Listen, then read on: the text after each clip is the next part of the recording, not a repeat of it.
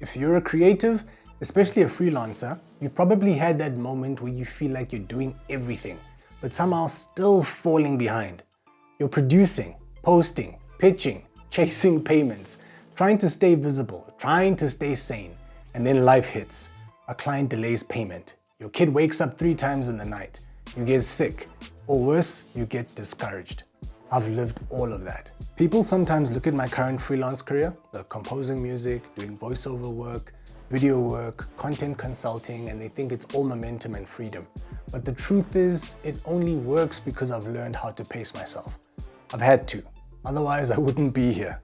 This video is about sustainability, not just making money, not just growing your audience, but doing it in a way that doesn't cost you your health, your creativity, or your peace of mind. Here's how I think about it. This is what's helped me survive and grow over the years. You have to build around your real life. Your schedule isn't some influencer's aesthetic morning routine.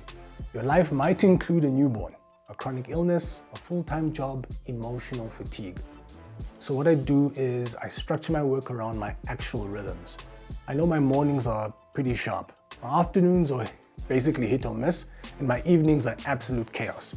So I front load all the deep work, I batch all the repeatable stuff, and I give myself margin where I can.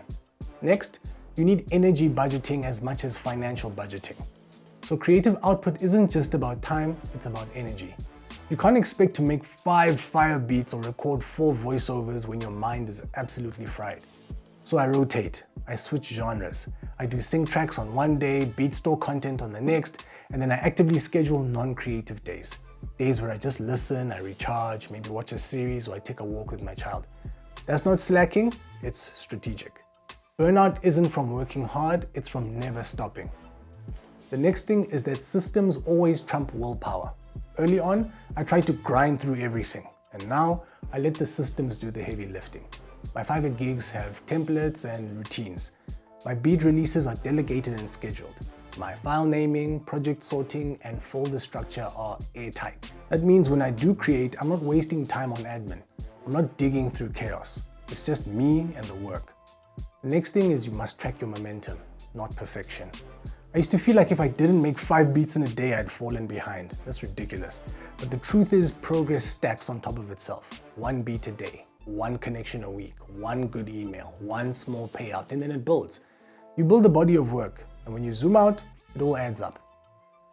The next thing, protect your passion. When freelancing becomes your full-time income, the thing you love can start to feel like a job. So you have to protect it. I do that by changing how I work. So on some days, I use music like therapy. No briefs, no goal, I just create whatever I want to. Other times, I'll make a client video and find a way to inject me into it. Either my tone, my humor, my nuance. That helps me stay connected to the work, even when things are hard. If you're a freelancer who's tired, stuck, or overwhelmed, just know that you're not alone. This stuff is heavy, and it's real.